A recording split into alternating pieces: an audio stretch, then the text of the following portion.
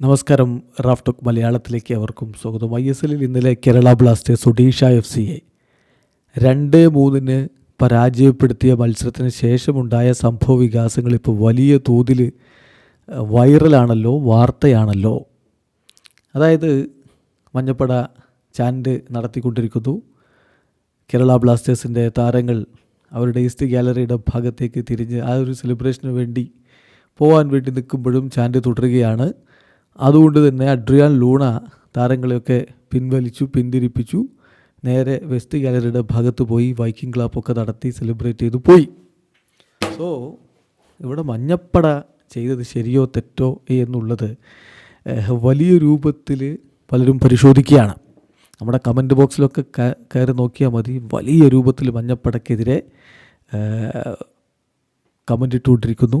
എക്സിലും മറ്റ് സോഷ്യൽ മീഡിയകളിലൊക്കെ മഞ്ഞപ്പട ചെയ്തത് ശരിയായില്ല എന്ന തരത്തിൽ കമൻറ്റുകൾ വരുന്നുണ്ട്. സ്വാഭാവികം, അങ്ങനെ ആളുകൾക്ക് അഭിപ്രായമുണ്ടാകും. പക്ഷേ അതിനിടയിലൂടെ ചിലർ ഗോളടിക്കാൻ നോക്കുന്നുണ്ട്.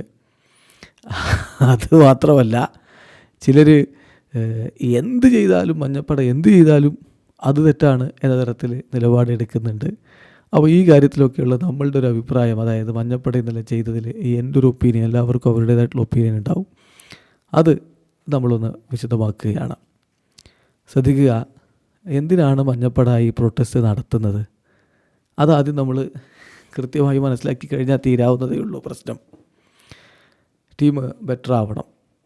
ഇപ്പോഴത്തെ കേരള ബ്ലാസ്റ്റേഴ്സിൻ്റെ ടീം ഇപ്പം ഇന്നലത്തെ പോലെയുള്ള വിജയങ്ങളൊക്കെ നേടിയ ഒരു മിഡ് ടേബിൾ ടീമാവാം. അതിനപ്പുറത്തേക്ക് ഒരു ചാമ്പ്യൻ ടീമായി സീസൺ മുഴുവനും ഡൊമിനേറ്റ് ചെയ്ത് കളിക്കാൻ പറ്റുന്നതാണോ? അല്ല എന്നതാണ് യാഥാർത്ഥ്യം. സോ ഒരു ചാമ്പ്യൻ ടീമിനെയാണ് നമുക്ക് വേണ്ടത്, ഒരു മിഡ് ടേബിൾ ടീമിനെയല്ല.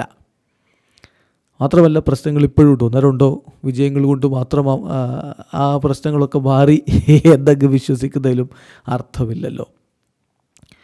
കഴിഞ്ഞ ദിവസത്തെ മഞ്ഞപ്പടയുടെ പോസ്റ്റിൽ തന്നെ കൃത്യമായിട്ട് അവർ പറഞ്ഞിരുന്നു, ചില ദിവസങ്ങളിൽ ഗുഡ് ടീംസ് വിജയിച്ച് കയറാം, പക്ഷേ ഗ്രേറ്റ് ടീംസ് സീസൺ മുഴുവനും ഡൊമിനേറ്റ് ചെയ്യുമെന്ന്.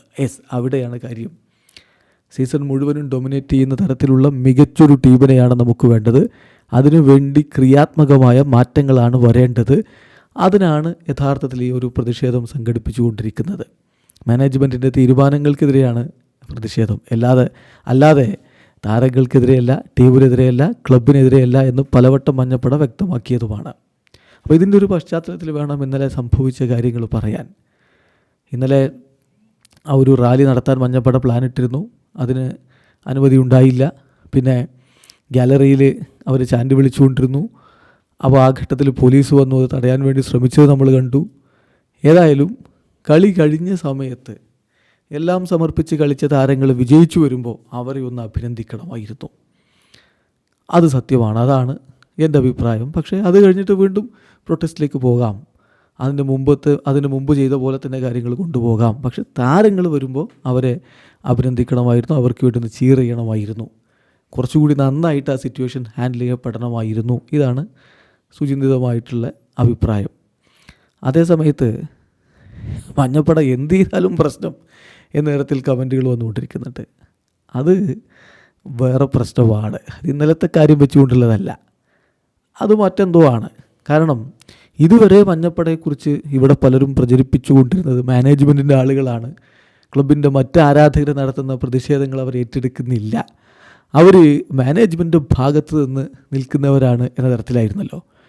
ഇപ്പോൾ കൃത്യമായിട്ടൊരു പ്രതിഷേധം മുന്നോട്ട് കൊണ്ടുപോയിക്കൊണ്ടിരിക്കുന്നുണ്ടെങ്കിൽ അത് മഞ്ഞപ്പടയാണ്. അപ്പോൾ ആ പ്രതിഷേധം നടത്തുമ്പോൾ പ്രതിഷേധിക്കുന്നത് ശരിയല്ല ഏത് തരത്തിലേക്ക് നിലപാട് വരുന്നതാണ് തമാശയായി തോന്നുന്നത്. ഇപ്പോൾ 1-2 വിജയങ്ങൾ കൊണ്ട് മാറുന്നതാണോ ഈ പ്രശ്നങ്ങളൊക്കെ? അതാണ് പ്രധാനപ്പെട്ട ചോദ്യം. 1-2 വിജയങ്ങൾ കൊണ്ടും കണ്ണ് മഞ്ഞളിക്കുന്നവരുണ്ടാകും. അവർക്ക് പ്രതിഷേധം ഇപ്പോൾ നിർത്താമെന്ന് പറയാം. പക്ഷേ തുടങ്ങി വെച്ച പ്രതിഷേധം അത് വിജയത്തിലേക്ക് എത്തിക്കുക എന്നുള്ളത് പ്രധാനപ്പെട്ട കാര്യമാണ്. ഇന്നലെയും വിജയിച്ചു എന്നുള്ളത് ശരിയാണ്. പക്ഷേ ഡിഫൻസിലെ പിഴവുകൾ നിങ്ങൾ കണ്ടില്ലേ? ഗോൾ കീപ്പറുടെ പിഴവുകൾ നിങ്ങൾ കണ്ടില്ലേ? നേരത്തെയും ബ്ലാസ്റ്റേഴ്സിൻ്റെ മുന്നേറ്റ നിര സൂപ്പറാണെന്നേ, അതിലൊന്നും ഒരു തർക്കവുമില്ല. പ്രശ്നം എവിടെയാണ്? ആ പ്രശ്നങ്ങൾ ഇപ്പോഴും അവിടെ നിൽക്കുന്നുണ്ട്.